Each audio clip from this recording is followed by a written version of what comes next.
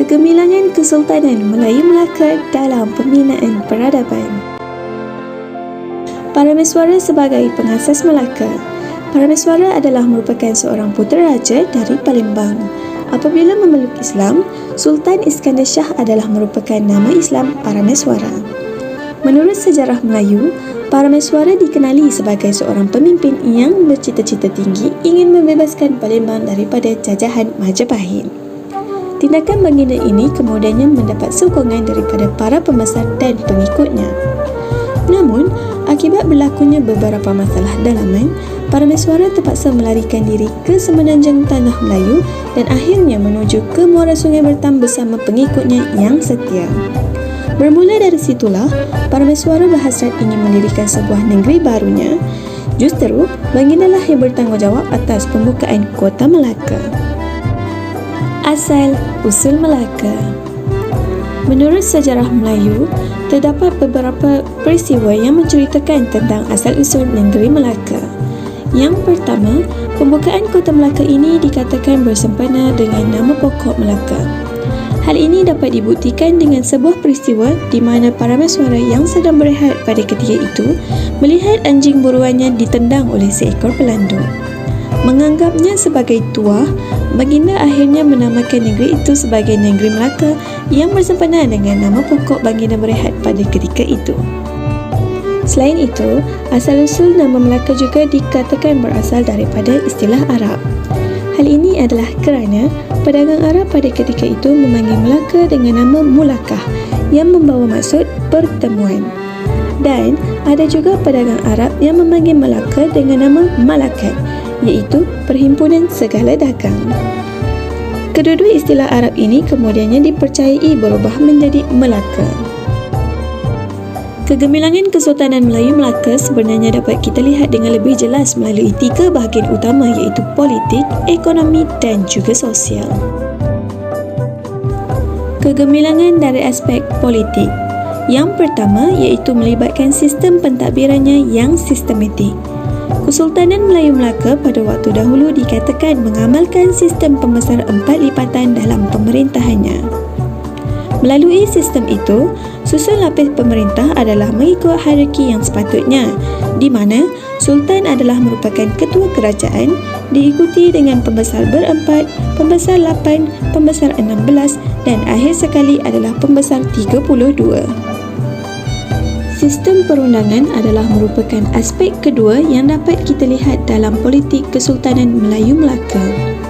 Dalam sistem perundangan ini, dikatakan terdapat 2 buah naskah undang-undang telah pun digubal untuk dijadikan sebagai panduan. Naskah pertama yang dimaksudkan adalah Hukum Kanun Melaka. Dalam naskah ini, telah mencatatkan tentang undang-undang yang berkaitan dengan keamanan dan keselamatan negeri terutamanya. Manakala naskah kedua pula adalah Undang-Undang Laut Melaka yang memfokuskan tentang peraturan, hukum serta tata tertib berdagang di Melaka. Dalam aspek politik juga, dapat kita lihat bagaimana negeri Melaka telah menjalinkan hubungan diplomatik yang sangat baik dengan kerajaan-kerajaan luar. Pada dasarnya, hubungan diplomatik yang dijalinkan ini adalah bertujuan untuk menjamin keselamatan negara. Misalnya, untuk memperolehi perlindungan daripada kuasa-kuasa besar dunia. Antara kuasa besar yang dimaksudkan tersebut adalah Pasai, Majapahit, Siam dan juga China.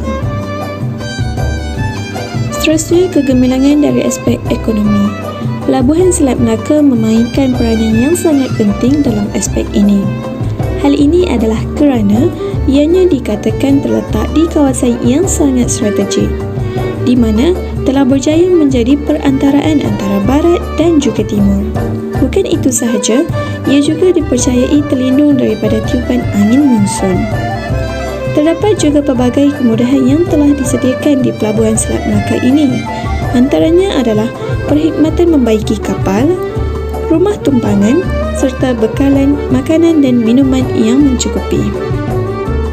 Akhir sekali, kegemilangan Kesultanan Melayu Melaka dalam aspek ekonomi juga dapat dilihat setelah wujudnya urus niaga yang dijalankan di pelabuhan. Ikuran daripada kewujudan urus niaga ini Ianya akhirnya telah mendorong kepada kemajuan baru di Melaka, iaitu penggunaan mata wang dan penggunaan lingua franca ketika berdagang.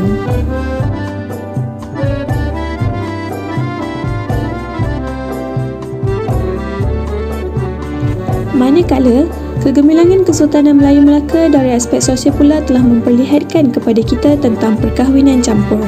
Menurut sejarah Melayu, ianya dikatakan telah bermula dengan peristiwa di mana pemerintah Melaka yang berkahwin dengan puteri Maharaja Cina. Pada dasarnya, ianya bertujuan untuk mengukuhkan hubungan persahabatan antara negara Melaka dan Cina. Peristiwa ini akhirnya meninggalkan kesan kepada negeri Melaka apabila berlakunya migrasi orang Cina ke tanah Melayu. Selain daripada peristiwa tersebut, perkahwinan campur yang berlaku di Melaka juga disebabkan oleh pedagang-pedagang luar yang menetap di pelabuhan Melaka. Golongan ini kemudiannya dikatakan telah berkahwin dengan orang tempatan dan akhirnya telah melahirkan masyarakat campuran yang baru.